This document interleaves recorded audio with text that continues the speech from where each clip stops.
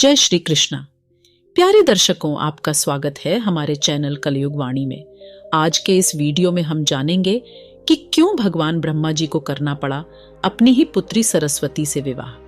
प्रिय दर्शकों, हिंदू ग्रंथों और पुराणों के अनुसार ब्रह्मा, विष्णु और महेश को सृष्टि का निर्माता, पालनकर्ता और संहारक माना जाता है। लेकिन आपके मन में ये सवाल कई बार आता होगा कि विष्णु और महेश के तो दुनिया भर में कई मंदिर हैं और लोग घर में भी इनकी स्थापना कर इनकी पूजा करते हैं, लेकिन ब्रह्मा की पूजा कभी नहीं की जाती और उनका केवल एक ही मंदिर है जो राजस्थान के पुष्कर में है। इसका एक प्रसंग ब्रह्मा जी और सरस्वती के विवाह से जुड़ा हुआ है। इस प्रसंग का उल्लेख सरस्वती पुराण में किया गया है। तो प्यारे दर्शकों, वीडियो में आगे बढ़ने से पहले आप सभी से विनम्र अनुरोध है कि आप वीडियो को तो पूरा देखते हो, लेकिन आप वीडियो पर लाइक, कमेंट और चैनल को सब्सक्राइब नहीं करते। हम आपके लिए इतनी मेहनत से वीडियो लेकर आते हैं, तो प्लीज आप वीडियो को लाइक करें और चैनल को सब्सक्राइब जरूर करें। तो मित्रों, बिना किसी देरी के वीडियो शुरू करते हैं। सरस्वती जी ब्रह्मा जी की बेटी थी। ब्रह्मा जी ने सृष्टि की रचना के बाद सरस्वती जी को अपने तेज से उत्पन्न किया था। इसीलिए यह कहा जाता है कि सरस्वती जी की कोई मां नहीं थी। सरस्वती जी को विद्या की देवी कहा जाता है। प्रसंग के अनुसार मां सरस्वती बहुत ही खूबसूरत और आकर्षक थी। इस कारण स्वयं ब्रह्मा जी भी उनकी ओर आकर्षित हो गए और उनके मन में सरस्वती माता से विवाह करने का विचार आ गया। सरस्वती माता ब्रह्मा जी की इच्छा को जान गई थी। वो अपने पिता से विवाह नहीं करना चाहती थी। वह ब्रह्मा जी की नजरों से बचने का प्रयास करने लगी, लेकिन उनके ये सभी प्रयास असफल रहे। अंत में सरस्वती जी को ब्रह्मा से विवाह करना पड़ा। ऐसा माना जाता है कि इसकी देवलोक में बहुत आलोचना हुई और यही कारण है कि ब्रह्मा जी की पूजा नहीं की जाती।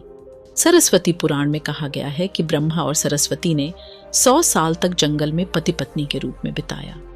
इस दौरान ब्रह्मा और सरस्वती में प्रेम बना रहा। इन दोनों का एक पुत्र भी हुआ।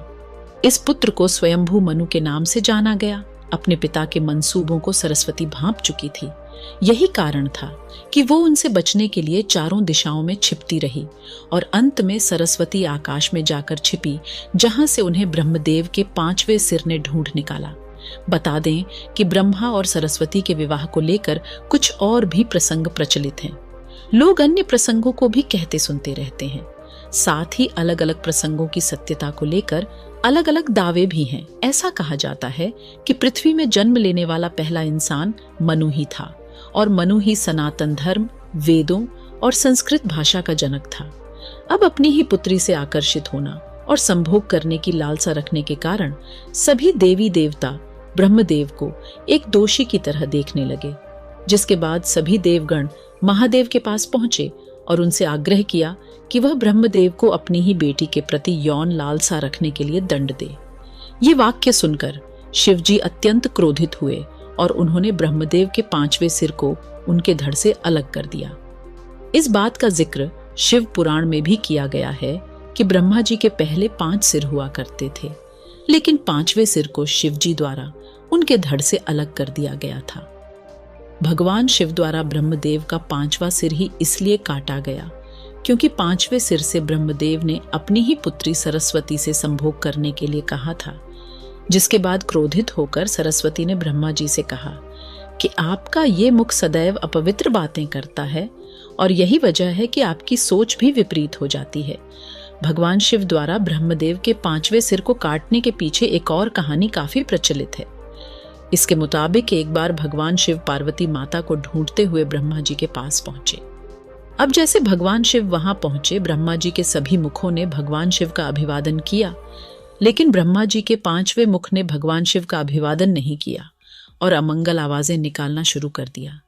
ऐसे में भगवान शिव ने क्रोध में आकर ब्रह्मदेव का वो 5वां सिर ही उनके धड़ से अलग कर दिया। तो प्रिय दर्शकों, आज के लिए बस इतना ही। आपको यह वीडियो कैसा लगा कमेंट करके जरूर बताएं और हमारे चैनल कलयुग वाणी को सब्सक्राइब जरूर करें। धन्यवाद। जय श्री कृष्ण।